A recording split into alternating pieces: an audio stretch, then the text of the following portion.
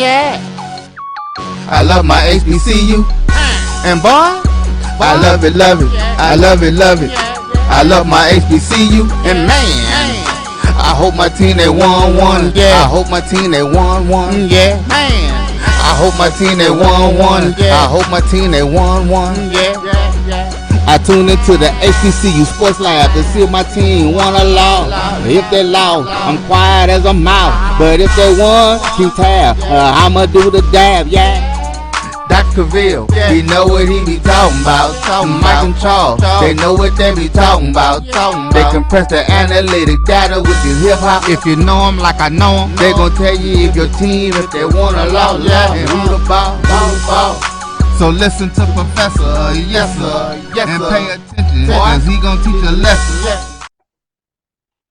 This is Dr. Cavil with Inside the HBCU Sports Lab with Mike Washington and Charles Bishop.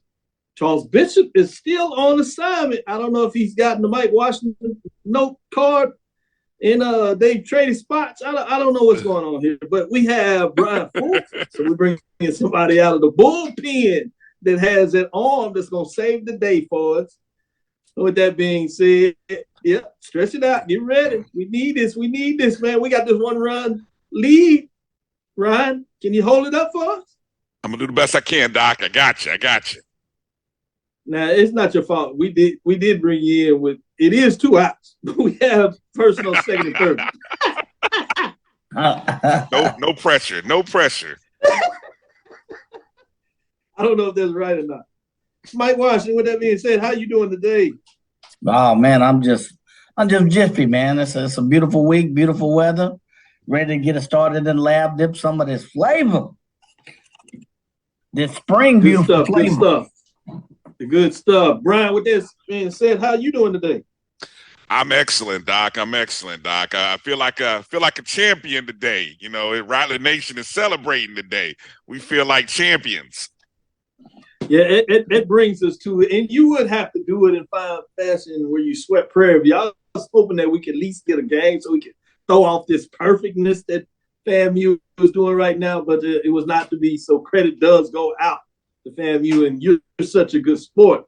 We wanted to make sure we acknowledge that because you do it the right way in terms of what that looks like. So let me get the introduction. I'll bring it back and let you lead off with that news of the day since you kind of snuck it out there, and rightfully so.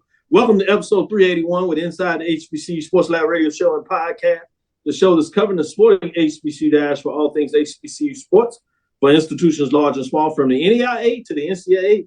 We share insights and information on the HBCU sports culture, HBCU athletic aesthetics to facilitate the story of HBCU athletic programs in the business of HBCU sports, or what we like to simply call HBCU sports pedagogy. I'm your host, Dr. Kenyatta Cavil, along with my co-hosts for today, Mike Washington and Bryan Fulford. We're filming from our home studios and sending a signal out of K-Space 12:30 a.m. studios with the Texas Radio Hall of Famer. That is none other than Ralph Cooper, multi-Hall of Famer, I must add, in a beautiful home at Texas Southern University from Houston, Texas. Today's episode of Inside the HBCU Sports Lab is sponsored by THD Agency, LLC. THD Agency is a company that provides sporting and educational consulting as well as data analytics. With that being said, it's not really a surprise now, but it still needs to be stated. Bryan, give us some news of the day in terms of FAMU. What you got there? Yeah, tell us what's going on. Well, hey, it is a glorious day on the highest of 7 hills in Tallahassee, Florida, as the FAMU Florida A&M tennis team completed the perfect regular season in the SWAC tennis season today in a makeup game against Prairie View. I think this was played in New Orleans.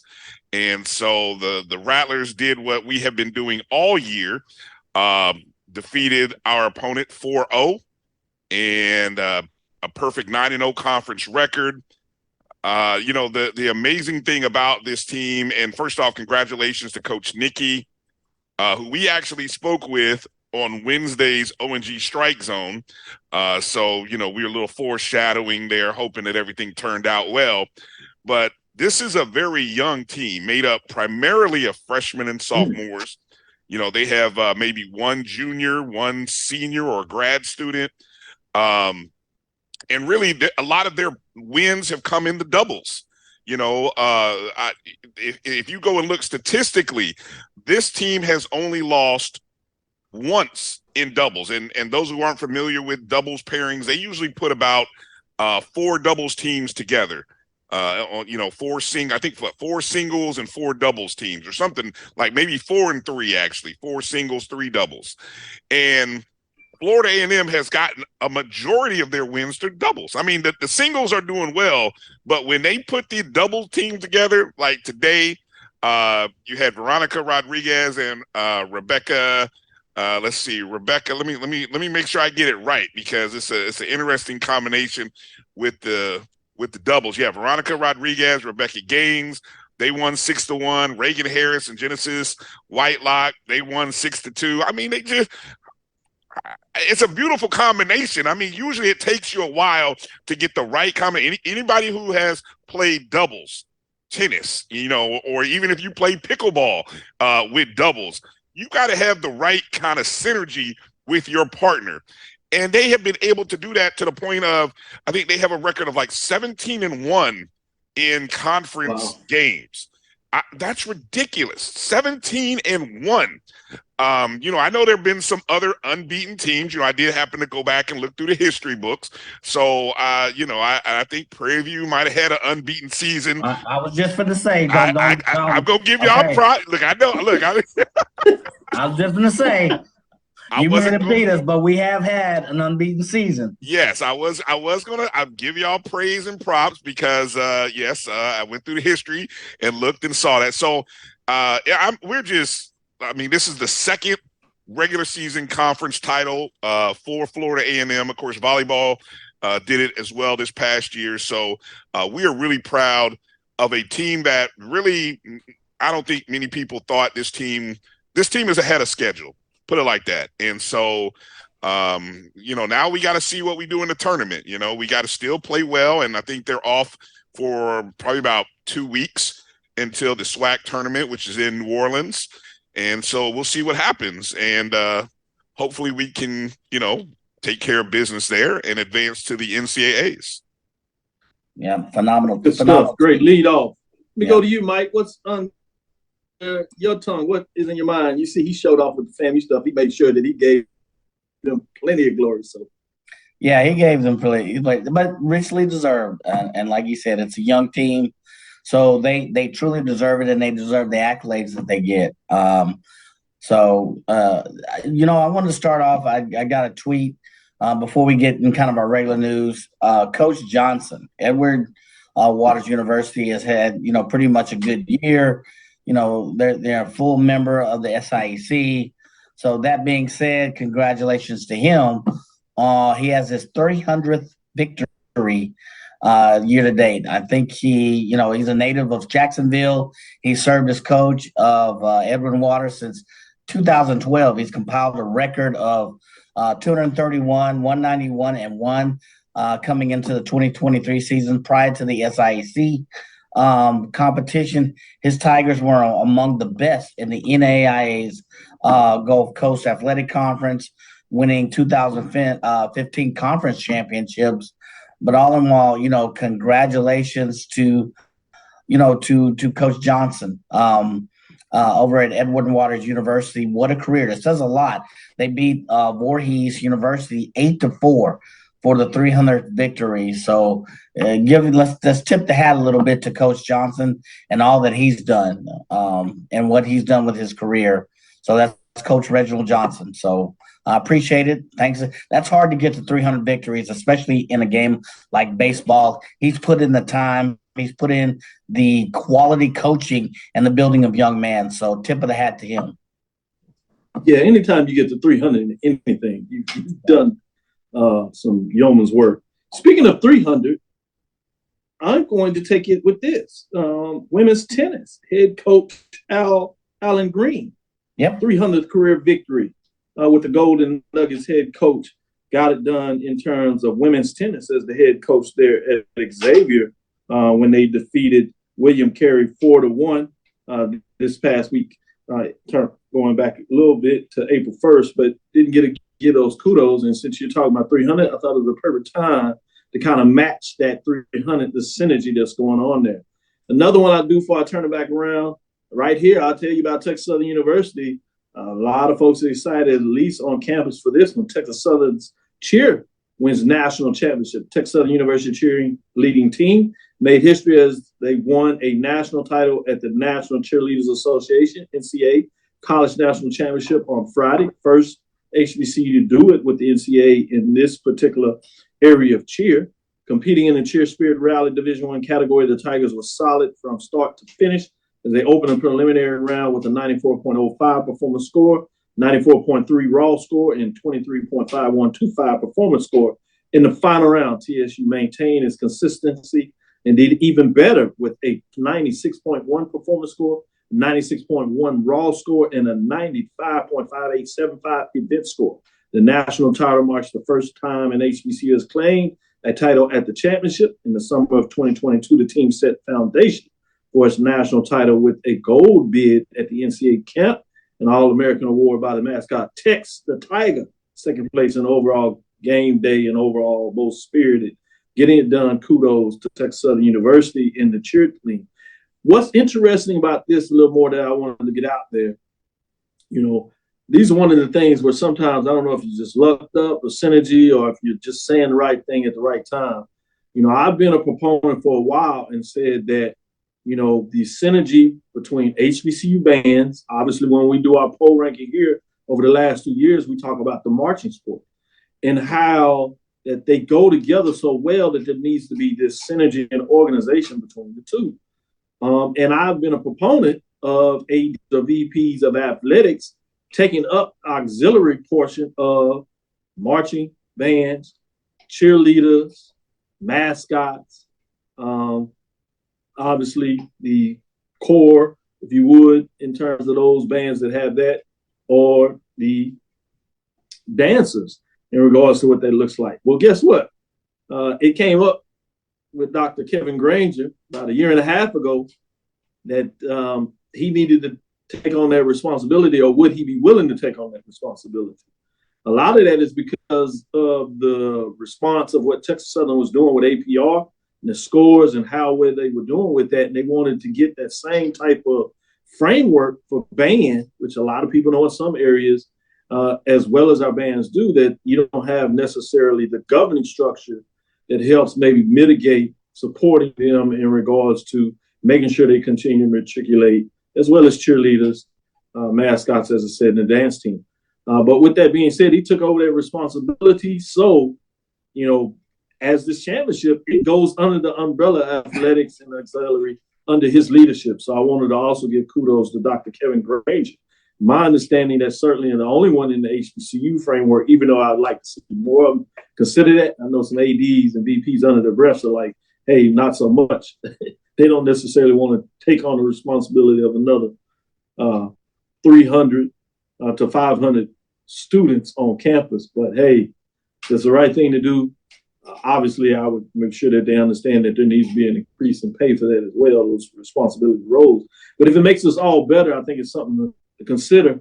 And so I think some of his management style had, somewhat to do with what Texas Southern was able to do in regards to moving ahead and ultimately getting this national championship. Certainly the coaches that are directly involved in the cheerleaders, mascots have the most responsibility and deserve the congratulations. So I did want to kind of share that a little bit. With that being said, let me turn it back over to you, Bryan. Anything else that you wanted to kind of quickly get out there before we take this first break?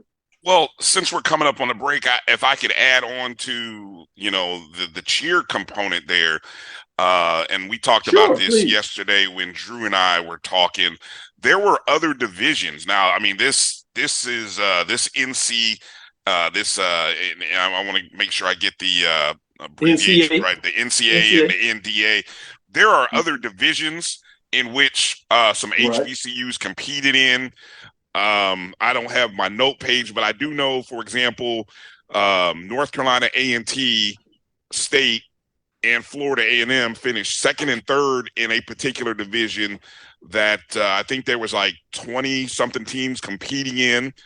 You also had Southern and Jackson State finished 3rd and 4th in a division where there were like 12, 13 programs competing in, or I may have those numbers mixed up, but I don't have the order of finish incorrect.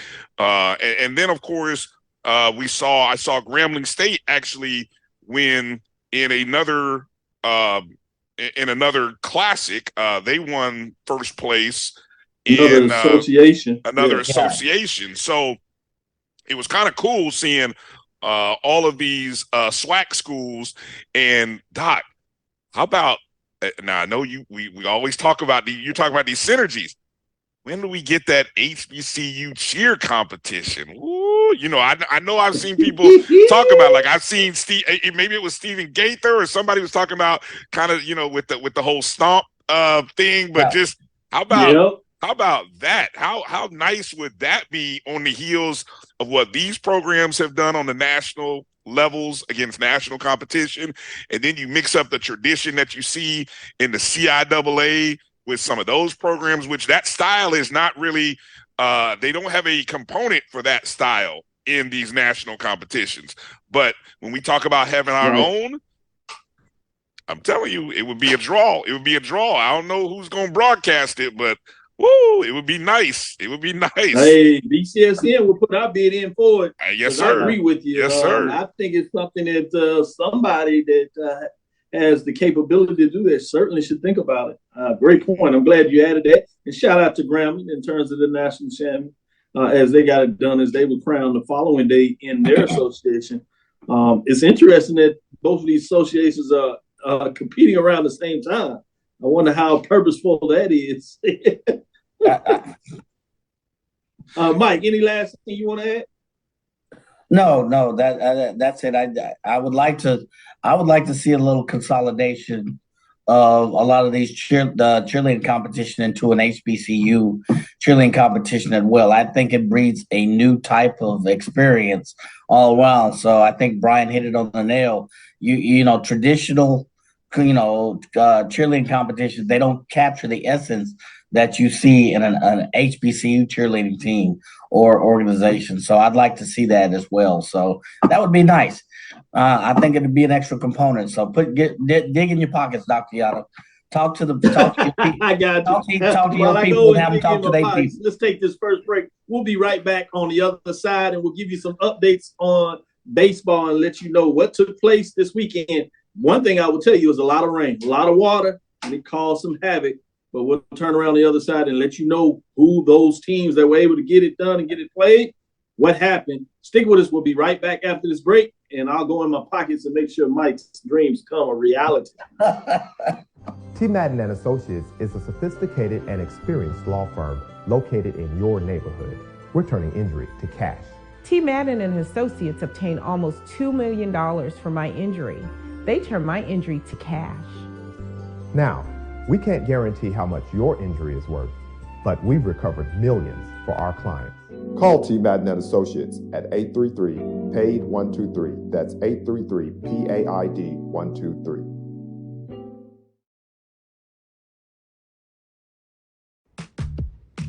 Nope. Come on, him? Ooh, I like him.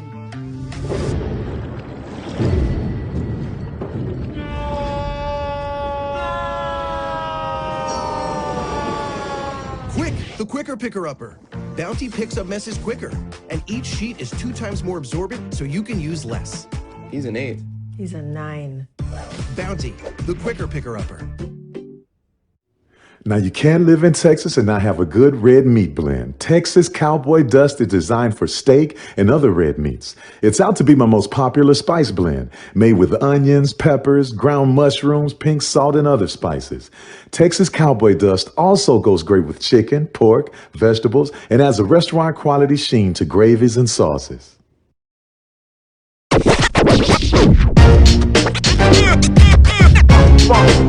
It's like a loop machine.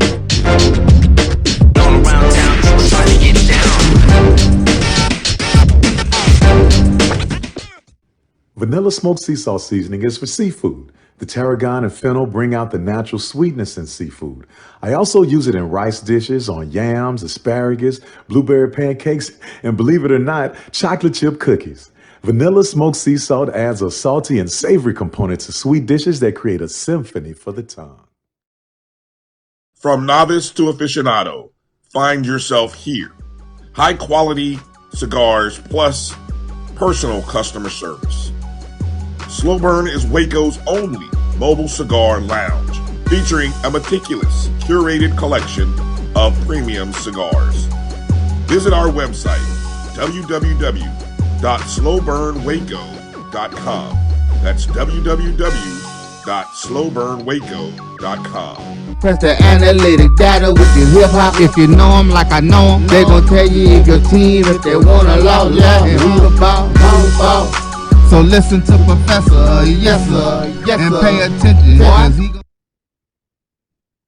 This is Dr. Mills. We're inside the HBCU Sports Lab with Mike Washington and Bryan Fulford coming in off the mound. Bryan, I hope you're doing a little better, and I think you are than what the Prairie View A&M Panthers did in the early matchup. You know, we're going to give you an updated divisional record in terms of the races, and it was good until maybe about an hour ago. What happened is I told you about the rain, so there are a lot of washouts. Actually, the Southern Prairie View game that was going to be played in Prairie View was totally washed out. They kept trying to push the game back, play on Saturday, maybe a doubleheader. Couldn't get the field dry, so they came back on Sunday. We're going to try to play a doubleheader. Couldn't get the field dry. They're going to play just a single. Well, the coaches decided that they were going to play a doubleheader this Tuesday. Well, Bryan, check this out. And Mike, you know, hold your ears because this is going to frustrate you even more. Credit to Prairie View. They got out, decided they're going to play the game.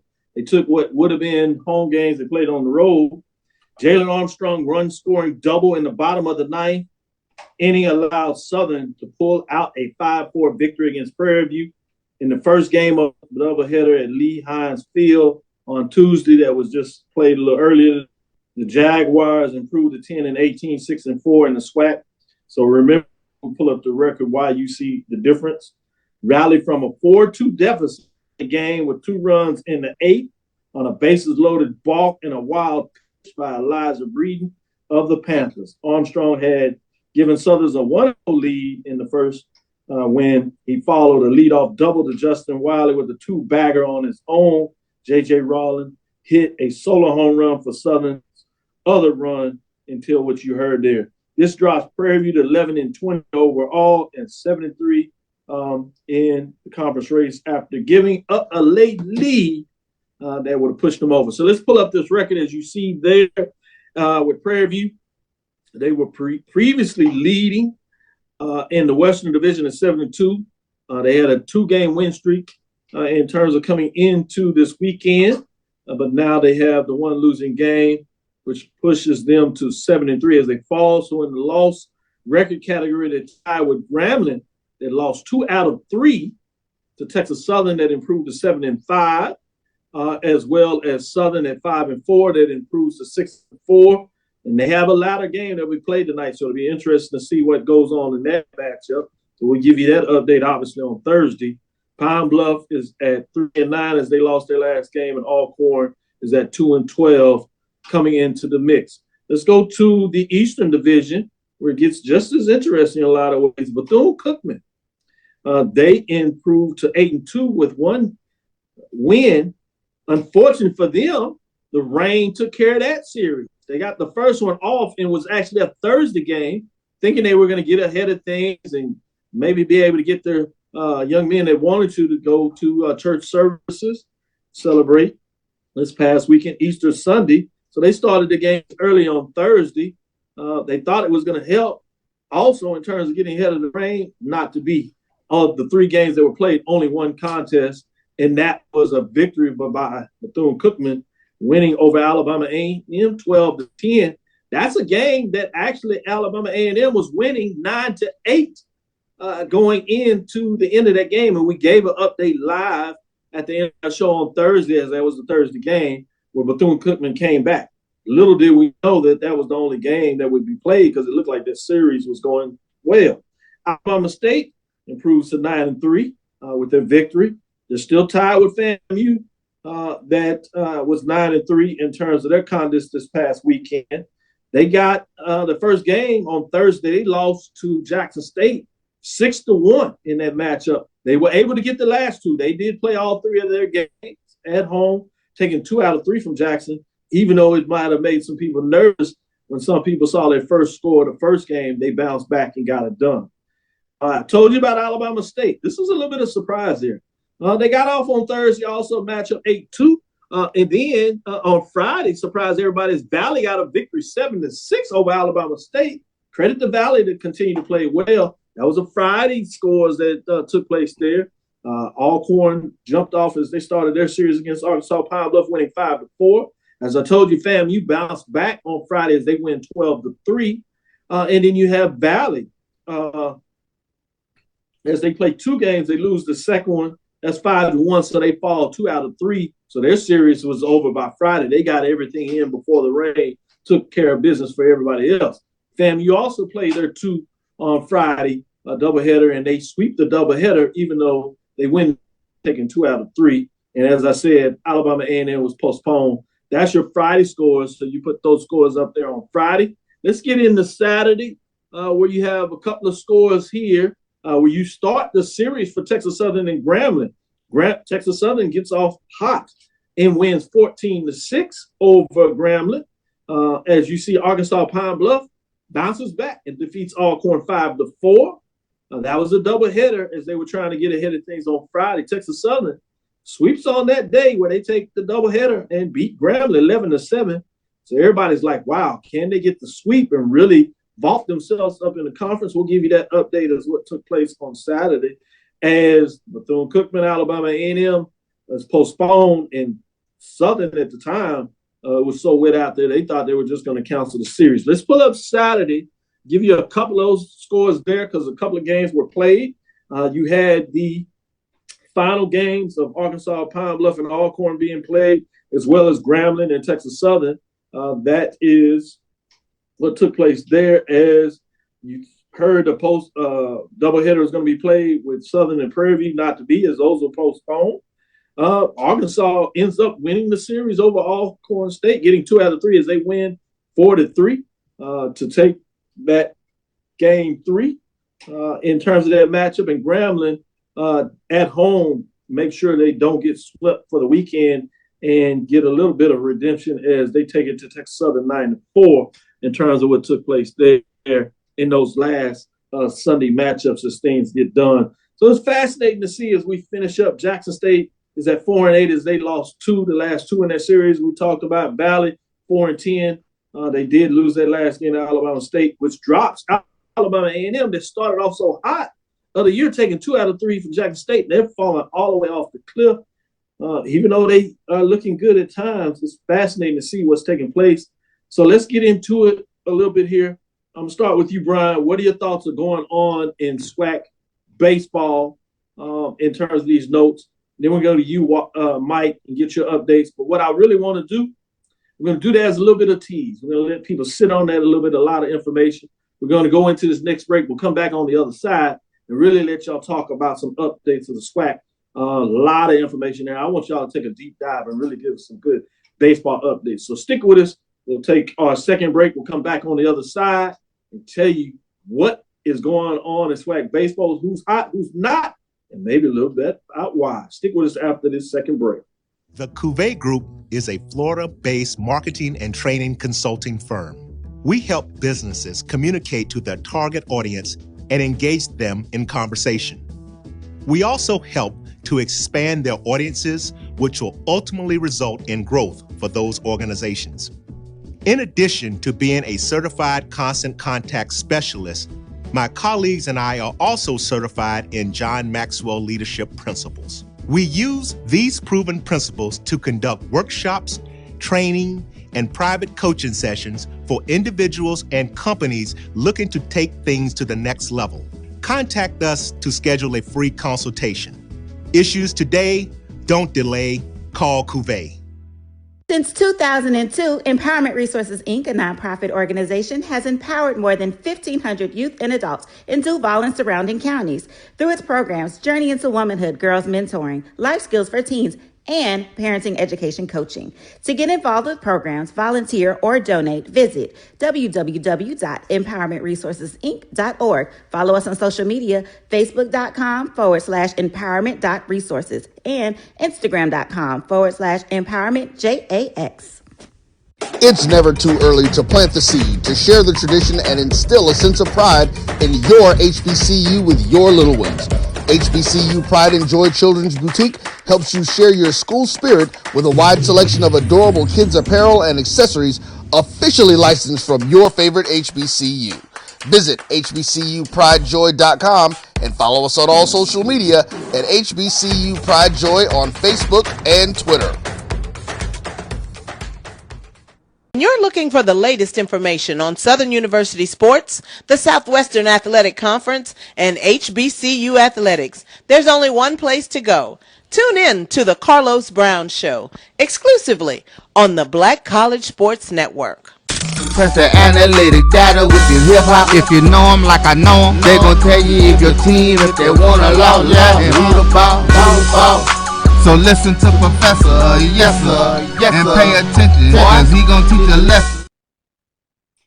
This is Dr. Cavil with Inside the HBCU Sports Lab with Mike Washington and Bryan Fulford. The professors are here in the building.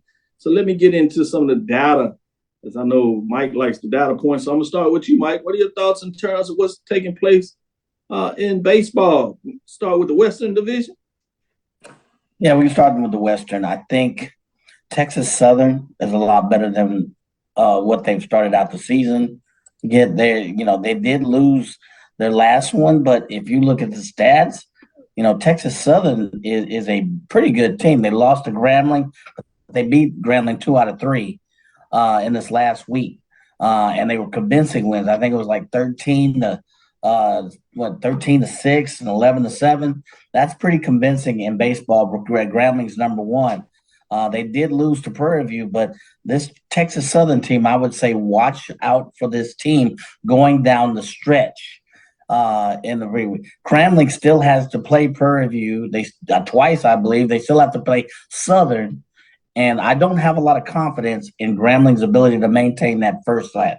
The statistics, they're up in the top 3 in batting percentage. But now you're getting at the top of the season where you're starting to see pitching depth come to the fray. Even Alabama State, that one loss they had against, was it Mississippi Valley? Maybe they put their number 8 or 9 pitcher there. They said, hey, we got this series in hand. All those factors come in, the long day, whatever. But now you're starting to also see where pitching comes to the fray. And I don't have a lot of confidence in the Grambling State pitching depth. So those are the things that kind of come out to surprise me. Prairie View A&M, I was surprised at that one. They played good all year, and they come in and they lose this one to Southern. I don't know what came to the fray, but I still wouldn't count Prairie View out because they were a balanced team, fielding-wise, percentage-wise. Go ahead. I'm sorry, you were about to say something. So no, I think you're hitting it on the nail, and a lot of this is just going to be interesting. I think it's going to be a weekend to weekend, but especially when you look at those top 4 teams. A lot of it's going to be is who's going to be able to take advantage of the schedule and who's kind of hot at the time they play them, whether they're playing at home and on the road, and then who doesn't slip up and give a game or two to Arkansas, Pine Bluff, and Alcorn. I think that's going to be fascinating too.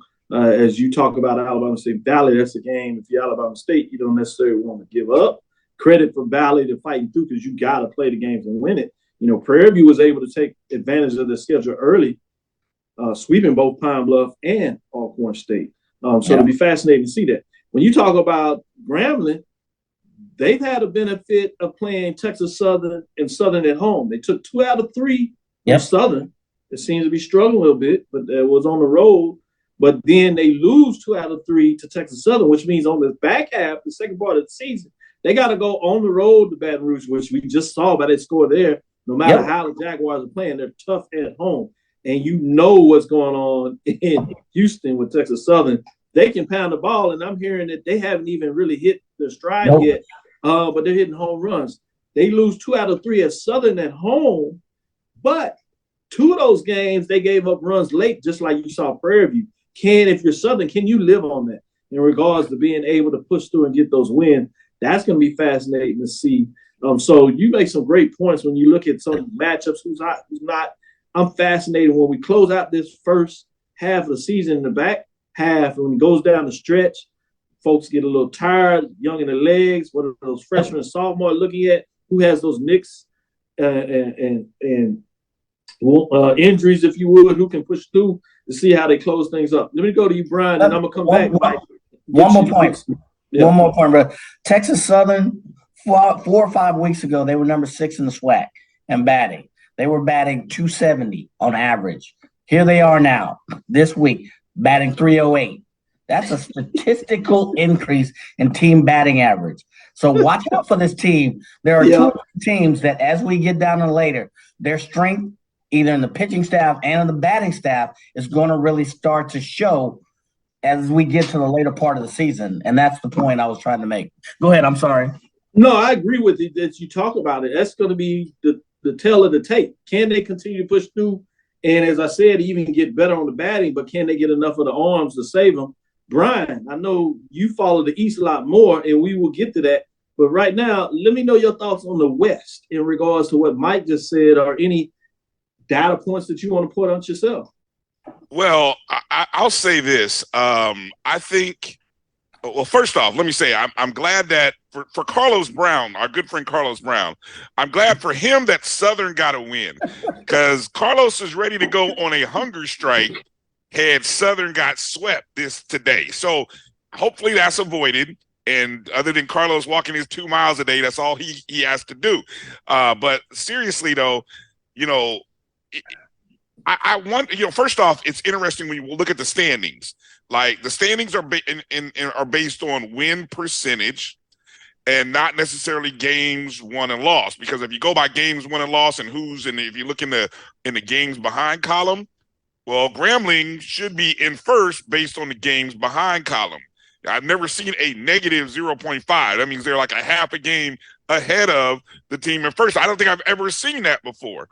But what's interesting to me is Texas Southern, because I know earlier that our computer, the rankings on the BCSN top 5, they weren't a fan of Texas Southern's wins, not at all, and a little bit of because of the schedule. So it's got me thinking and wondering. I grew up in Indiana where there was one class basketball, and I firmly believe I can take 5 from this team, put them 5 against that team. I don't care. It's basketball. Line them up and let's play. I learned a little bit later as I went to Florida A&M, and then you realize to learn about low resource schools and how budgets determine your roster. I don't hold to that as strongly. But in baseball, though, is baseball a sport in which 9 guys from, say, a smaller Division II or lower conference, are they just as good as Texas Southern or somebody? You know what I mean? Because it is an individual sport where, you just might be able to find the right kind of players that work. You know what I'm saying? So maybe Texas Southern is good. Maybe they're good enough. And I guess this is where we really won't know until the tournament, until we see the West teams match up against those what we all consider the power 3 or 4 programs in the East. We really won't know, will we? And so no, we won't. No, we won't. It seems like we're going to see what will those arms of the East do with the backs of the West. And so I love it. And I know you all talked a little bit about having some crossover, and I'm not totally against it. Obviously, it's a budget issue. But there are some things that do make it fascinating when you come to the tournament, when you get these crossover matchups, because they hadn't really seen each other. And if they had, it's basically the first week or 2 of the season, and either what was the inaugural Cactus Jack Classic or what continues to be great with the Major League HBCU Classic that was played in New Orleans. This will be moving to Florida next year, which I plan to get down there. So, Brian, I need you to be prepared take care of us, and we'll get that information so you can set up things now. Because I know when you come this way, we already got a deal set up that we got to make sure that you take the routes around these great barbecue joints, and you want to go through the top 5 of your list, which is fascinating. Burns Barbecue. Is that on the list? Is that on the list? I'm ready. I had it at the top. I had it at the top. We're going to make sure it gets that. Killian's Barbecue way out there. Killian's Barbecue, baby. All right, enough about barbecue. I have not eaten dinner, so please don't stop, please. But you also talked about the rankings. So I want to put this out of here before we go back to you, Bryan, and talk about the East and get Mike's thought on the East too. With that being said, you all released yesterday as the show was moved from Sunday to Monday because of the holiday. So if you didn't catch it or wondering what's going on, go back and check out the Bryan and AD show. It was a good one in regards to some great dialogue on some discussion in regards to how do you deal with some of the cross matrix. And they had some great ideas of what it may look like for the SWAC to even consider or think about. But also they released the poll rankings. And so you had a couple of teams dropping out as you had 2 teams in there, and they coming out of the state of Texas as we talk about these programs. I won't talk about those that are in the hunt just for the sake of time, but you can go check out the show and get that whole list. But the top 5, number 5 is Prairie View sitting at 11-19, 8-4, 52.26 as they were previously in the hunt. They jumped in the top 5, and that was out playing any conference game this weekend. As I said, they were all rained out, but they were able to get 2 midweek games in that they were able to win. You have Texas Southern that obviously considered their 2 out of 3 victory. They had 22-11, 8-4, 55.82 as they're in the hunt as they travel up to Kansas and play 2 as they get into Big 12 action, which will be interesting there. And number 3, you have another one of those A&M. This one is out of Florida. Florida A&M 15-7, 9-3, 59.34 as they move up a spot. And then number 2 is Alabama State 21-12, 9-3, 64.86 with previous 1. So they dropped the spot. Bethune-Cookman, that a lot of people kind of buried and forgot about. They play some good baseball. They're in the hunt and playing really well, leading the East as we get into it. And the overall ranking, remember, this is not a poll where people vote on. This is a computer-generated, data in, data out. Bethune-Cookman is holding the top rankings at 17 and 13, 8 and 2, 65.45. Previously, as they jump up a spot this week.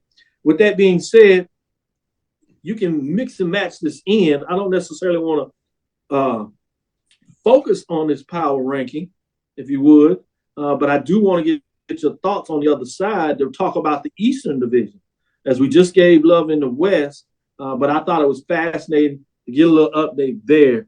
And as you talked about a little love earlier, softball, I do want to give an update, Division I on the softball side, as you release those as well, particularly with the team at the top.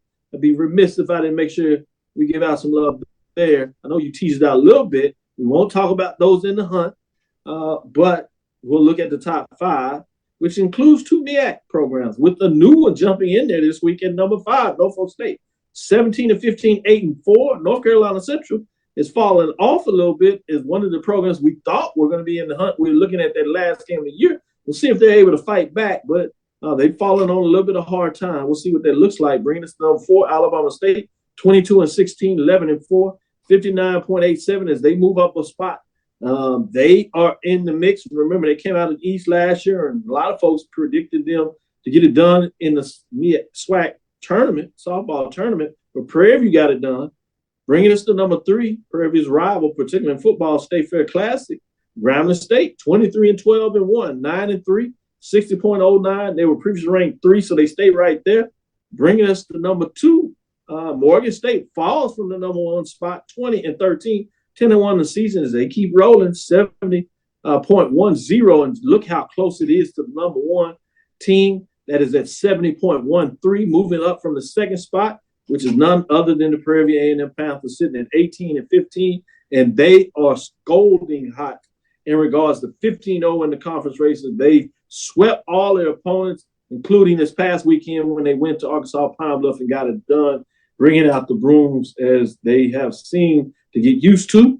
With that being said, as I gave you a little tease, we'll come back with the last segment, and we'll look at the East Division of baseball Stick with us. We'll be right back after the last break and give you some updates in terms of what's going on in the East as we compare it to the West, as we roll on to see who's going to be crowned the regular season East and Western champions. But the big old pie out there that everybody wants to know is the SWAC baseball tournament, which is in Atlanta this year, which will be fascinating. And you only take the top 4 teams for each division. Top 8 teams gets in, so it should be good. Stick with us. We'll be right back on the other side with this last break. The human voice has always connected audiences with experiences. Major brands all across America have trusted Kever's voice time and time again. Conversational, powerhouse, intelligent, and sincere.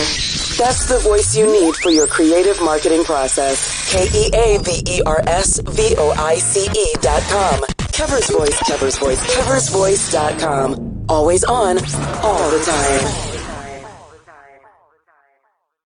Are you hungry for authentic Caribbean food? Like jerk chicken, oxtail, red snapper, shrimp, tofu, and rasta pasta? Well, find your way over to Mango's Caribbean Restaurant, 180 Auburn Avenue, right next to Royal Peacock in downtown Atlanta. Them belly full, but we hungry. Mango's Caribbean Restaurant, open daily from 11 a.m. to 10 p.m. And on Friday and Saturday, we're open till 4 a.m. Come to Mango's and put some spice in your life. So we've got a good thing going.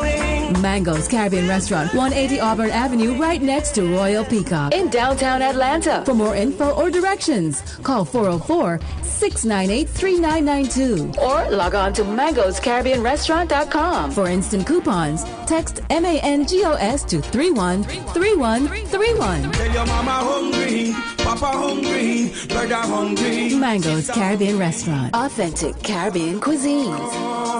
Open up the door, tell your mama hungry.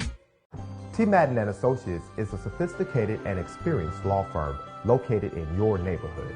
We're turning injury to cash. T. Madden and Associates obtained almost $2 million for my injury. They turned my injury to cash. Now, we can't guarantee how much your injury is worth, but we've recovered millions for our clients. Call T. Madden and Associates at 833-PAID-123. That's 833-PAID-123. This is Bryan Fulford. AD Drew and I are co-hosts of the BCSN SportsWrap. We talk about all things related to HBCU athletics. From the games, teams, coaches, and fan interest stories, we cover it all. You can find our shows on Facebook at BCSN SportsWrap, YouTube at MyJBN Online, and everywhere you listen to podcasts like Anchor, Spotify, Google, and Apple Podcasts. You can also find the show on the Jericho Broadcast Network's app. Make sure to download. We look forward to you joining the conversation and being a part of the show. Press the analytic data with your hip hop. If you know them like I know them, they gon' tell you if your team, if they want a lot, and who the ball. So listen to Professor, yes sir, and pay attention, cause he gon' teach a lesson. This is Dr. Cavil with Inside the HBCU Sports Lab for our last segment of the evening. I'm gonna go back to you, Bryan, as I promised, as we head into this, and I wanted to get your reactions on the Eastern Division. Where it's about the arms. What are your thoughts of going on over there? FAMU took the tough loss to open up things, but they bounced back and got 2 big wins. So they're right there in the hunt, to me, where they want to be, as you're right there in striking distance. All it is one series, and you are where you need to be in terms of the East Division to get the regular season crown and set yourself up for the tournament in terms of seeding. But overall, what is your picture of what's going on in the Eastern Division? Well, you know, in terms of that FAMU series against Jackson State, that I missed the circumstances in which why the series was moved or changed from Jackson to Tallahassee. I think it was the weather. They were trying to get out of the rain weather. Yeah, okay. It was weather related. So I felt like that was a great opportunity for FAM that they blew on the first game. You know, fortunately, they turned around the next 2 and handled business. Now, what I'm looking at, which I find really interesting, is Valley and Jackson State fighting for that 4 spot. And I think it is a legitimate fight. You know, I was just looking at some of Valley's games. They've had a few bad losses, but you know, like you said, they've beaten Alabama. They've proven that they can beat the best teams. They can hang in there. Some of their losses have only been maybe by a run or two. And something's off with Jackson State. Maybe it's injuries, something to that effect. But I really think, you know, I think Valley plays Grambling sort of in a midweek game coming up here this week. I was just looking at Valley's schedule. I really think that they're gonna make a push here because Alabama A&M is playing behind right now. So if, you know, as you said, if Valley can steal a win, and that's what I think you're looking at right now. You know, if Jackson State and Valley steals a win in your series, if you're Bethune, Alabama State, and Florida A&M, you're trying not to lose a game to Jackson State or Valley, because losing a game to them may really affect your standings. I think these three teams are going to battle it out all year. And you know, that's just what it's going to come down to. I don't know.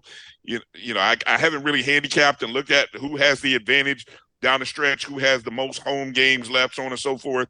But I just think the shuffling is going to continue all season for the rest of this month between the top three teams. I love what you're talking about. What's going to be interesting to me is when you talk about the second half of the season, you have Bethune-Cookman. They have to go to Alabama State Montgomery because that series was at home. And they also have to go to FAMU on the back half of the season. Okay. So getting this lead early, give it a little room for error, is going to be fascinating to see. Now, again, that takes place with Alabama. Obviously, State has to play FAMU, so that's going to be interesting to see how that plays in the mix when you talk about three teams that are fighting for it. But I like the way you snuck that out of there a little bit when you talk about Jackson State, Mississippi Valley. We don't think about Valley being playing strong baseball as of late, but Jackson State usually is in the mix. That's not the case. Just last week, Valley got one away from Jackson State. Then they come back this week and get one in terms of the mix. So they're able to fix things. And credit to Jackson State, because that victory they had against FAMU was significant to put them at least even in the win column with Valley, with both teams being at 4-4 as we put up the record earlier. Jackson State is at 4-8 and Mississippi Valley is at 4-10 to give you kudos in regards to what you were referencing, just how tight that race will be for the fourth spot. Let me go to Mike, because I know how Mike gets. He's going to focus more on those top teams and just say, oh, the rest of them y'all figure it out later. Mike, what are your thoughts? Yeah, and you absolutely 150% right. So there are a couple of teams that cannot afford to give up those weak games to teams like Valley. I'm sorry. Valley has clawed its way up, and they've stolen a few. But, Brian, I will agree with you that Jackson State, there is something wrong in the water. Why is that? Because when they started the season, they were number 1 and 2. Now look where they've fallen. They have, I believe it's Alabama State, and I believe that's in Montgomery. Yes, that will be a telltale test of where Jackson State is. I don't know if their arms are falling off. I don't know if there's injuries. I don't know, but there is something going on with Jackson State. They're still leading the SWAC and really leading, pretty much all others besides Bethune-Cookman and Alabama State in batting average, slugging percentage, but pitching-wise, fielding-wise, there is something going on with Jackson State. So I will look to see not only if they win that game, but how they play in that game. So it'll be interesting. Bethune on the other side, not a lot of people, Bethune has come out and they are winning some critical games. Yes, they lost to FAMU. They lost 1 out of 3 to FAMU, but they beat them 9-2, 6-3. So it'll be interesting once Bethune plays. Who do they have coming up? They have a Valley coming up, but after that, it'll be interesting to see how Bethune does against Alabama State. I think those are your two big horses in the East. Just looking at how they're winning percentage, all of the stats say that those right now are your two best teams. Hey, well, let's Doc, take a deep. Can I add? Mike likes to talk about data, and I heard him talk about batting averages earlier, right? Guess who the number 2 team in terms of batting average right now is in the conference overall? That's Valley, batting 332, just a hair behind Grambling State, right? So I mean, Valley has figured something out with the bats. The pitching, like you said, that's what's gonna make or break, and they're just as bad as Jackson State in pitching, but it's the batting that's making the difference right now. Right. And they're able to move on the base path. They steal a lot of bases. So they get on, they're gonna move around. Their on-base percentage is also high. Their on-base percentage is high. Another data point to kind of keep your eyes on. Pitching, Alabama State has pretty much been the top pitching squad in the SWAC the last few years. They started out number 3 or 4. They are back to number 1 now. When we talked about this 3 or 4 weeks ago, I think, Doctor, I'm surprised to see that Alabama State is not at the top in pitching ERA per team, because they typically are, and now they're back at number 1. So that's I think a part of that is their starters are not going as deep as in the games that they often, and they're getting a little trouble from the middle relievers, and they're not slowing things down as they usually do in terms of the closer. It's going to be fascinating to see if they can right that, because you're right. Usually they're up there and they'll give you a heck of a day when you talk about it. Before we close out, I do want to get somebody kind of tease them out of there, but I want to take a little deeper dive when you got Florida A&M traveling to Alabama A&M. Yep. Not another A&M. Another key game. That's on the East. You got Bethune-Cookman traveling to Valley. You talked about that matchup. It's on the road. Valley comes home. Can they get a game? This is a key one. Obviously, if they can get 2 out of 3, somehow sweep Bethune-Cookman, we'll all be talking about that. But can they at least make it interesting by getting a game and kind of going from there? Another one in the East. The third one in the East that you alluded to, Mike, was Jackson State at Alabama State. This is a dangerous spot for Jackson State to me. They cannot afford to find a way to get swept. They got to get at least a game. And then if they really want to turn around the season, take 2 out of 3. It's on the road, so it's going to be tough to do. But that's what you got in the East. When you go over to the West, it's going to be fascinating because you got 2 games that will be played. Obviously, the second one between Prairie View and Southern. So we'll get even a little more indication of how this stuff will mix out. But you got Prairie View on the road as they start the second half of the season as they go to Arkansas Pine Bluff. Yeah, we're already starting the second half of the season. And then you got Grambling on the road at Alcorn State. This is another program that finds a way to chip away. Remember, they got that big win upset that a lot of people looked at when they beat Southern that first series, which is fascinating what you see with Valley. It's their aces that are able to get it done in game 1. That if they're going to get a game, it seems to be the game 1 and kind of falls off to 2 and 3 after that. And then obviously the big matchup to me is this Texas Southern on the road at Southern. Let me know your thoughts in terms of East-West, what the big matchups, quickly here. If you look at the East, what is the game that you really have your eyes focused on, Mike, and then in the West? Oh, without question, it's Jackson State going on the road to Montgomery to play Alabama State. That is big. You said it yourself. Jackson State, they have to play well. They can't lose the entire series. They have to take 1. Hopefully they would try to take 2 and go back to Jackson State. We know. The other one, Texas Southern. That is big to me. Texas Southern is on the up and coming. It's interesting to see if those bats continue to keep rising like they do and that pitching staff shows up. But Southern is no slouch. So to me, Texas Southern going to Baton Rouge on the road, that gives you a further glimpse at how good this Texas Southern team is growing as the season gets older. Certainly, that's a big victory by Southern. They've been able to do that all year long. Cardiac cats, if you would, in terms of what they're getting done with those late comebacks. They had a big one against Texas Southern.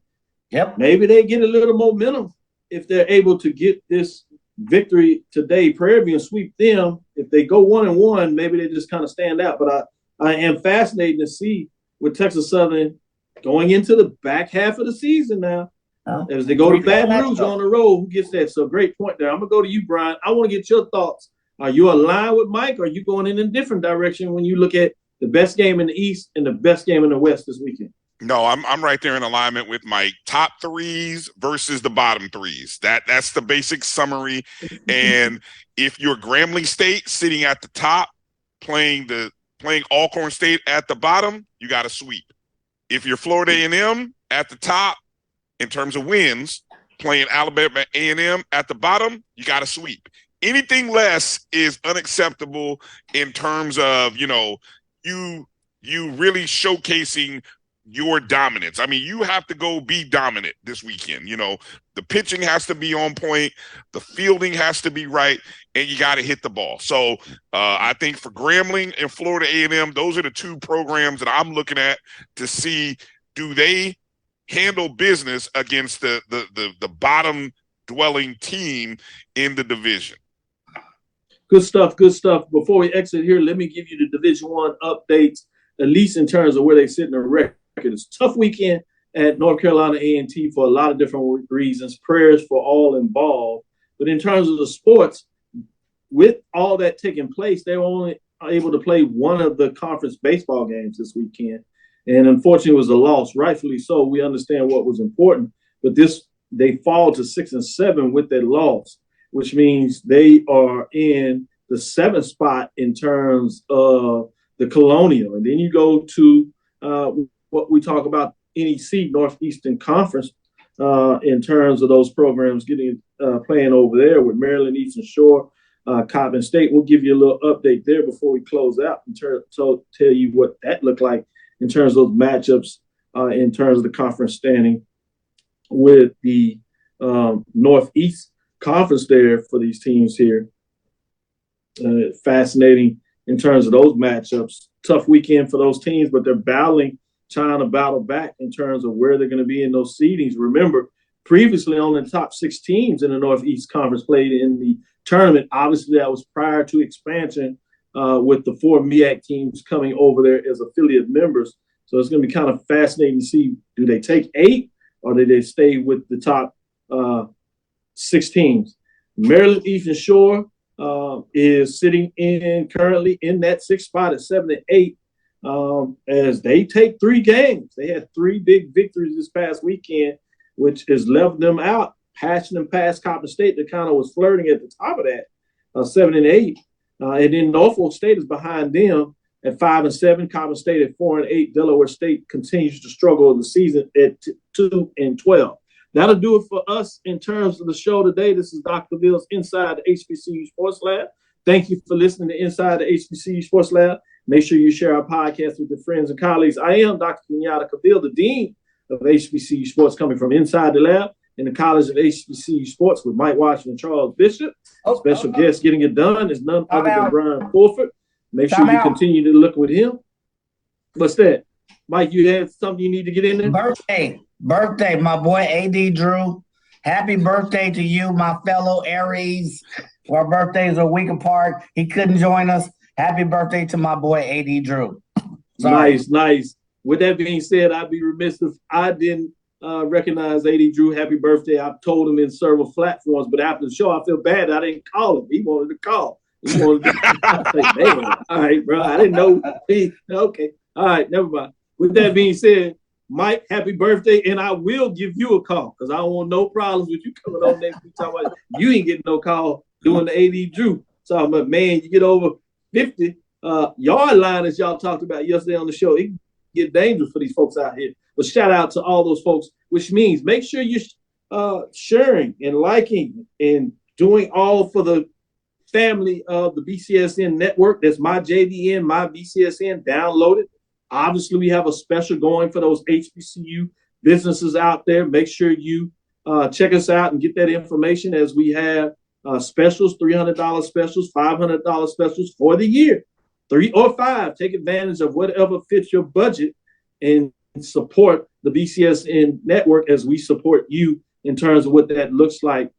Also, with that being said, again, we want to thank you for listening to Dr. Cavill's Inside the HBCU Sports Lab with Mike Washington and Charles Bishop every Tuesday and Thursday. We'll be back on Thursday to give you a little bit of the Division II side. We'll talk a little bit more D1 baseball, give you the news and notes of the day. We might even get into some other dialogue of what's taking place, giving our thoughts in terms of the landscape of HBCU sports. with that being said, follow me, Dr. Kenyatta Cavil, on Twitter, Facebook, and Instagram. That's DrKenyattaCavil on Twitter, Facebook, and Instagram. DrKenyattaCavil. Inside the HBCU Sports Lab 1 on Twitter, Facebook, and YouTube is Inside the HBCU Sports Lab as well. Make sure you on Wednesday checking out the ONG Strike Zone. Great show, particularly when you get to FAMU, and make sure I get all that inside knowledge about what's going on FAMU. I get it so I can take it and share it with those that need it, because they going to go in depth with great interview. I kid because I care, but seriously, great interviews, great insight in terms of what that looks like. And then obviously on Saturdays, you have Carlos Brown, as he is doing some great information for you, Southern, taking you behind the scene of what that looks like. Then he brings in coaches, Coach Pettaway, retired Coach Pettaway, to give you a perspective of what's going on with the basketball as Pettaway continues to stay up on it at all levels of basketball with his Hall of Fame career and championship level, as well as bringing in ADs to give you, or an AD that shows up and give you some insights, and that dialogue that he has between them with that special segment. If you hadn't checked that out, you got to check out the Carlos Brown Show. That is a great perspective of what goes on there. And then obviously Sunday, Brian and AD continue to check them out as they do what they do. And then on Tuesday, you got the podcast that's released with the 1876 Sports and Culture with Mike Washington and the crew there. And then we have our own podcast zone where you can get all of these shows. And as you're moving about, can't get it visually, but you want to listen to your HBCU latest updates and news, check out the Pod Zone as we got that going on as well. Dream big, continue to move forward. We will talk with you soon. Mike? Of course. Brian? Lecture. Dismiss.